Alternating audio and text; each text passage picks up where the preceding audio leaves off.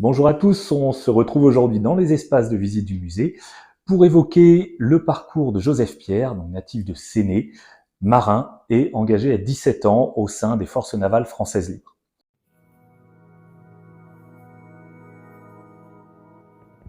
Joseph Pierre est né à Séné le 31 mars 1924. Il est très tôt attiré par la marine et il embarque comme mousse à 14 ans, au début de 1939 à Lorient, à bord d'un cargo charbonnier qui s'appelle l'Harmonie. Le 3 septembre 1939, je n'avais pas l'âge de rester à bord. On m'a débarqué. Au mois de janvier 40, je suis embarqué sur le pétrolier Scheherazade. C'était un des plus gros d'Europe, même à l'époque. Il faisait 19 500 tonnes. Le dernier voyage qu'on a fait, c'était Houston, dans le Texas, Le Havre. 3 jours après, les Allemands arrivaient au Havre.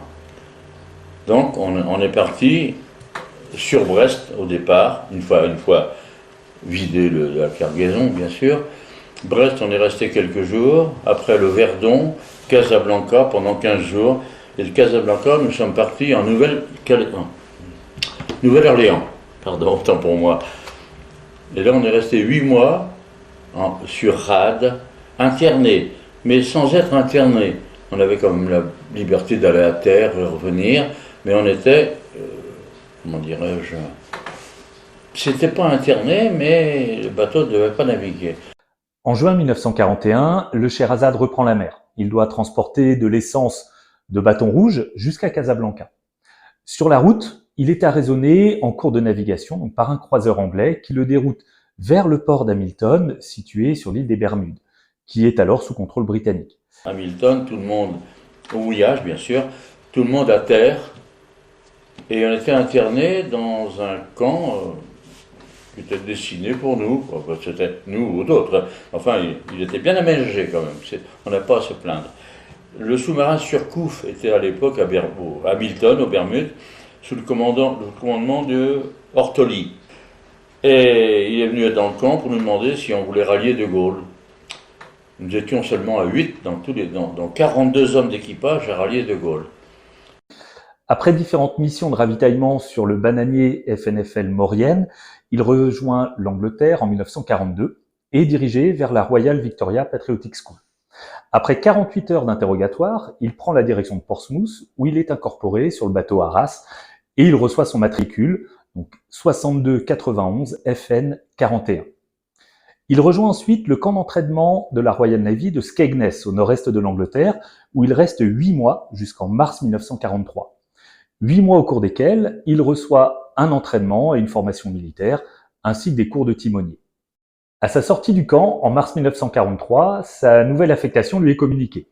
Il embarque comme timonier sur le sous-marin Curie, un sous-marin britannique de type U, récemment sorti des chantiers de Barrow-in-Furness et remis au général de Gaulle le 23 avril 1943.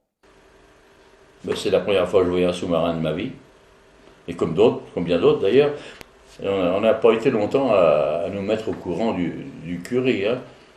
32 hommes à bord, puis le chien Radium, la mascotte. Les premières patrouilles ont lieu en Norvège entre juin et août 1943. Puis, à partir du 20 août et pendant 27 mois, le Curie opère en mer Méditerranée jusqu'à la fin du conflit.